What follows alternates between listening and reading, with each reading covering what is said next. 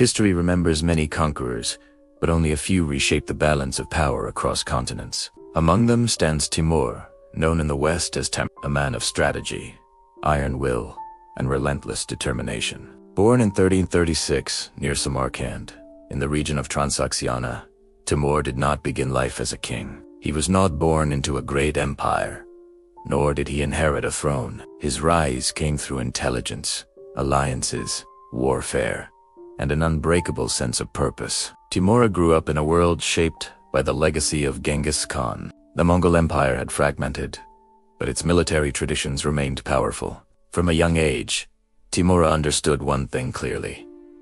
Power belonged to those who could organize, command, and strike with precision. He was not physically imposing in the traditional sense. Historical records indicate he suffered injuries that left him with a limp and partial disability in one arm. Yet what he lacked physically, he replaced with mental sharpness and strategic brilliance. His strength was not in his body, it was in his mind. Timur did not rush blindly into conquest. First, he built control locally. Through calculated alliances and decisive eliminations of rivals, he secured dominance over Transoxiana. By 1370, he had taken Samarkand and declared it the center of his growing power. But Timur was never meant to remain a regional ruler.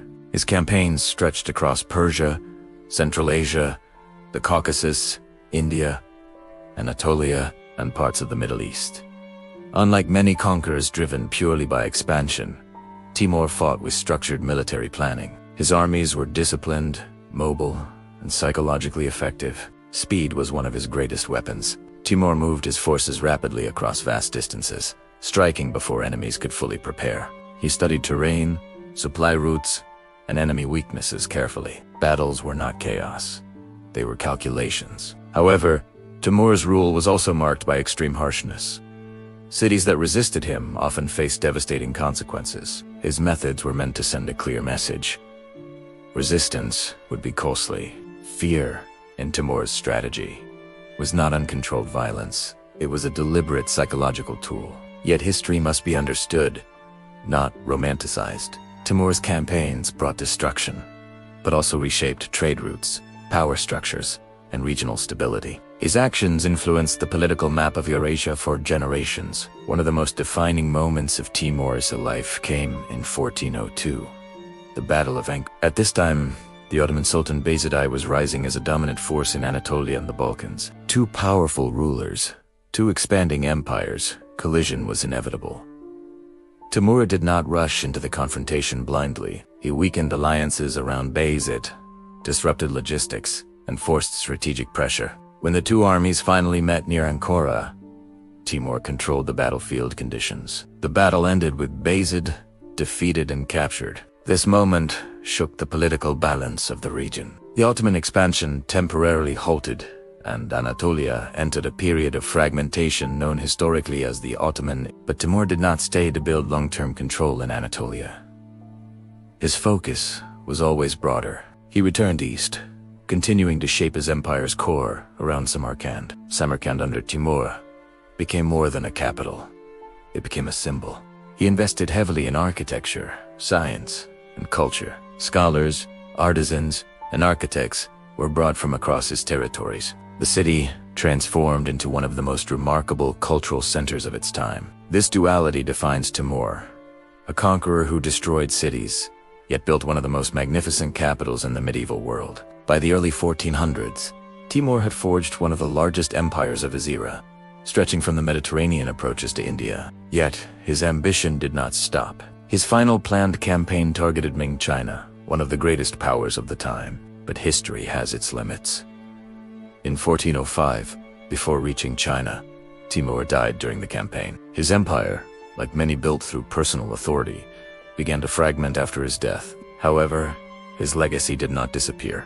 The Timurid dynasty continued, and from this line would later emerge Babur, founder of the Mughal Empire in India. Through this lineage, Timur's influence extended far beyond his lifetime.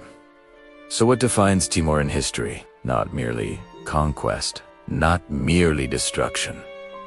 Strategy, organization, psychological warfare, relentless determination. Timur understood something many rulers never fully grasped. Empires are not built only by strength, but by timing, intelligence, and the ability to act decisively when opportunity appears. History does not judge with emotion.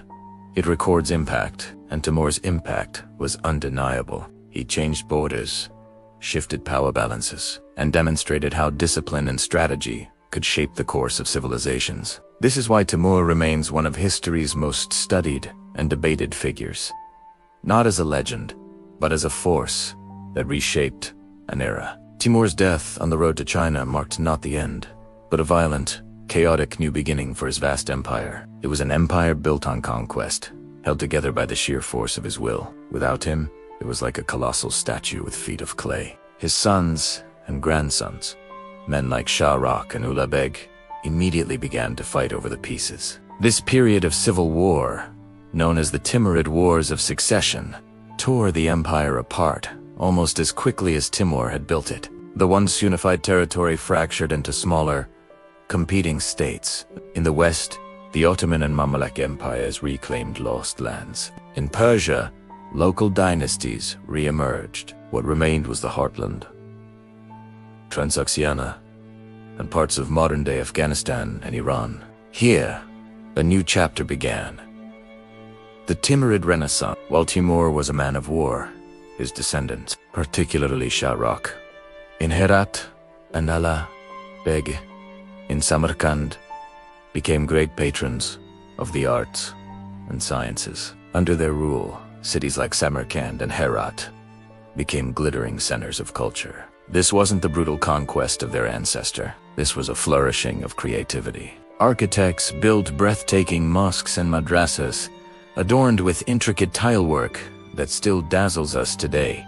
The Registan Square in Samarkand is a prime example of this architectural genius. Scientists and astronomers made incredible advances. Ulugh Beg himself was a brilliant astronomer who built a massive observatory and created star charts so accurate they were used for centuries. Painters developed the exquisite art of Persian miniature painting, creating detailed, vibrant scenes of court life, poetry, and mythology. Workshops produced some of the finest manuscripts the world has ever seen, blending calligraphy, illustration, and bookbinding into a single art form. The Timurid court was a magnet for poets, scholars, and artists, creating a cultural legacy that would profoundly influence Central Asia, Persia, and even India.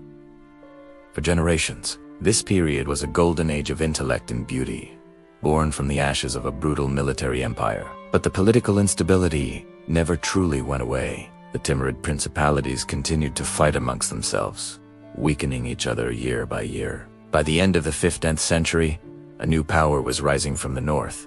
The Uzbeks. They swept down from the steppes, conquering the fragmented Timurid states one by one, including the Jewel Sun. It seemed as if the legacy of Timur was about to be extinguished. Yet, from this chaos, one final, remarkable figure emerged. A young Timurid prince named Zahir ad-Din Muhammad, better known as Bober, a direct descendant of both Timur on his father's side and Genghis Khan on his mother's.